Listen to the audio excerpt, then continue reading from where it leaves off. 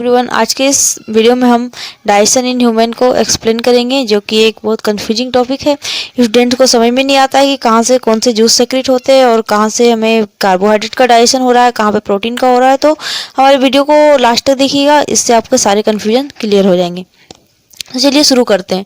तो देखिए, इसका डाइजेशन का फर्स्ट पार्ट माउथ होता है, क्योंकि हमने सबसे पहले माउथ में इनटेक ऑफ फूड लिया। पहले हमने फूड लिया तो देखिए हमारे माउथ में एक सेलाइवरी ग्लैंड पाया जाता है। जब हम फूड को चबा रहे होते हैं तब उस समय सेलिवरी ग्लैंड से सेलाइवा का सेक्रीशन होता है।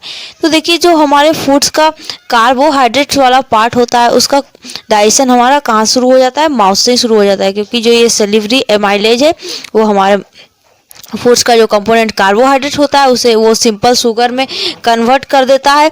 उसके बाद ये फूड ओसियोफेगस में पास कर जाता है, क्योंकि देखिए माउथ में हमारा फूड ज़्यादा टाइम के लिए रहता नहीं है, इसीलिए वो कार्बोहाइड्रेट्स का कंप्लीट डाइजेशन नहीं हो पाता है। तो अब देखिए इसका अगला डाइजेशन कहाँ होता है?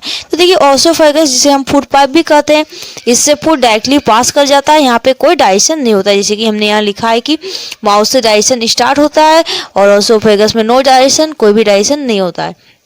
अब देखिए हमारा फूड कहाँ चला गया? ओसियोफेगस से स्टोमक में। अब देखिए स्टोमक में क्या क्या होता है।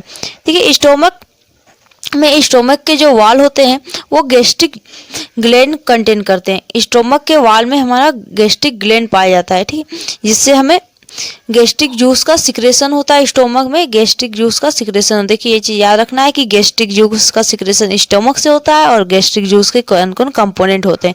ये बहुत इंपॉर्टेंट टॉपिक है कि आपको याद रखना है कि गैस्ट्रिक जूस में क्या क्या पाए जाते हैं। तो गैस्ट्रिक जूस में HCl, पेप्सिन और म्यूकस पाए जाते हैं। HCl यानी कि हाइड्रोक्लोरिक एसिड।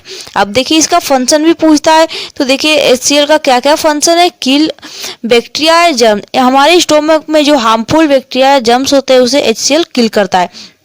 ये एक बहुत स्ट्रॉन्ग एसिड है जो कि बैक्टीरिया और जर्म्स को मारने के लिए काफ़ी होता है। अब देखिए इसका सेकेंड फंक्शन, HCl का सेकेंड फंक्शन है create acidic medium to act pepsin. हमारा जो पेप्सिन इंजाइम है वो बिना एसिड का एक्ट नहीं कर पाता है, तो इसे एक्ट करने के लिए एसिडिक मीडियम चाहिए, जो कि कौन प्रोवाइड करेगा? HCl प्रोवाइड करेगा। अब देखिए गैस्ट्रिक जूस का थर्ड कंपोनेंट क्या है? म्यूकस। म्यूकस है वो म्यूकस ग्लैंड से प्रोड्यूस होता है। अब देखिए म्यूकस का क्या फंक्शन है? म्यूकस का फंक्शन है कि protect the inner lining of stomach from the action of acid. देखिए यहाँ पर तो हमने देखा कि HCl सेक्रेट हो रहा है, ठीक है। अब देखिए HCl क्या किया? पूरा स्टोमक को एसिडिक बना दिया। अब एसिडिक जो स्टोमक का जो इनर लाइनिंग होता है वो एसिड को कंटेन नहीं कर पाता, मतलब कि अगर ज़्यादा एसिड उसमें आ जाएगा तो वो ऐसा वो ब्रेक डाउन हो सकता है, वो उसमें खराबी आ सकते हैं। इसीलिए हमें एसिडिक से प्रोटेक्शन चाहिए होता है, जो कि प्रोटेक्शन को प्रोवाइड करेगा म्यूकस। तो ये म्यूकस का क्या फंक्शन है कि स्टोमक के इनर लाइनिंग को एसिड के इफेक्ट से बचाना। तो देखिए ये तो हो गया स्टोमक के सारे चीज़। हमने क्या क्या देखा कि इसमें से तीन गैस्ट्रिक जूस के तीन पार्ट होते हैं, HCl, पेप्सिन और म्यूकस। अब पेप्सिन का क्या काम है? पेप्सिन है सो प्रोटीन का डाइजेशन को स्टार्ट करता है, प्रोटीन को ब्रेक डाउन में हेल्प करता है। अब देखिए इसके नीचे, अब फूड स्टोमक से चला जाएगा स्मॉल इंटेस्टाइन में। अब देखिए इसमें बहुत सारे कंपोनेंट है। देखिए स्मॉल इंटेस्टाइन जो है इसमें दो चीज़ें सेक्रेशन आते हैं, जैसे कि लीवर से आता है पहला और दूसरा आता है पेनक्रियास से। स्मॉल इंटेस्टाइन में हमारा दो जगह से सेक्रेशन आते हैं, ये हमें याद रखना है कि पहला आता है लीवर से और दूसरा आता है पेनक्रियास से। अब देखिए लीवर से क्या आता है? लीवर से आता है आने वाले सेक्रेशन को हम बाइल जूस नाम देते हैं। अब बाइल जूस का क्या काम है ये पहले देखते हैं। तो देखिए बाइल जूस का क्या काम है? Make the food alkaline diet come from the stomach. अब हमने देखा था कि स्टोमक में हमारा HCl सेक्रेट हो रहा था, जो कि हमारे फूड को एसिडिक बना दिया था। अब देखिए अब स्मॉल इंटेस्टाइन में वो फूड आ गया। अब देखिए उसी एसिडिक फूड को यहाँ अल्कलाइन करने का जरूरत है, क्योंकि यहाँ पे पेनक्रियास से आने वाले एंजाइम को एक्ट करने के लिए बेसिक मीडियम चाहिए। जैसे कि वहाँ पेप्सिन था, उसे एक्ट करने के लिए एसिडिक मीडियम चाहिए था, इसी तरह पेनक्रियास से आने वाले एंजाइम को एक्ट करने के लिए बेसिक मीडियम चाहिए। सो बाइल जूस क्या करता है? जो फूड हमारा स्टोमक से स्मॉल इंटेस्टाइन में आया उसे वो अल्कलाइन बनाता है। तो पहला फंक्शन है बाइल जूस का यही। और दूसरा फंक्शन क्या है? दूसरा फंक्शन है कि जो फैट्स का डाइजेशन, जैसे कि हमने यहाँ देखा था कि स्टोमक में क्या क्या हुआ था? कि यहाँ पे डाइजेशन ऑफ कार्ब्स हुआ था, कार्बोहाइड्रेट का डाइजेशन। देखिए partial digestion of carbs and protein, यहाँ अभी तक फैट्स का डाइजेशन स्टार्ट नहीं हुआ था।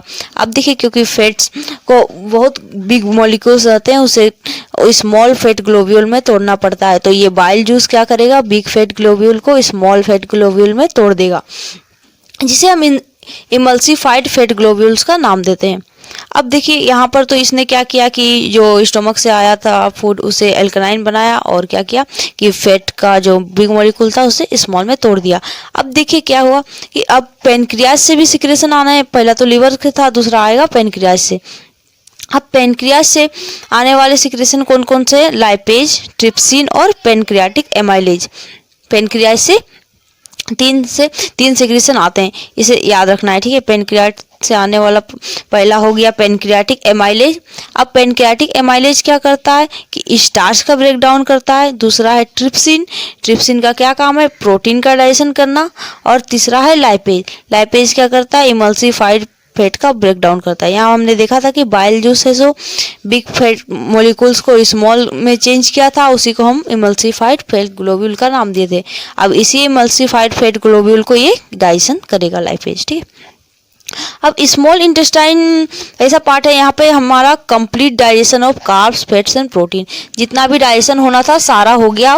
जैसा कि हमने देखा कि स्मॉल इंटेस्टाइन में हमारा फैट्स और प्रोटीन और कार्ब्स तीनों का डाइजेशन हुआ। अब देखिए डाइजेशन का मकसद क्या होता है, डाइजेशन का मतलब होता है कि हमारा जो कॉम्प्लेक्स फूड कंपोनेंट है उसे सिंपल एब्जॉर्बल कंपोनेंट में तोड़ना, ठीक है। तो अब देखिए जिस तरह हमारा स्टोमक के वाल से जो सेक्रेट हो रहा था, उसी तरह वाल्स ऑफ स्मॉल इंटेस्टाइन भी हमारा इंटेस्टाइनल जूस सेक्रेट करता है।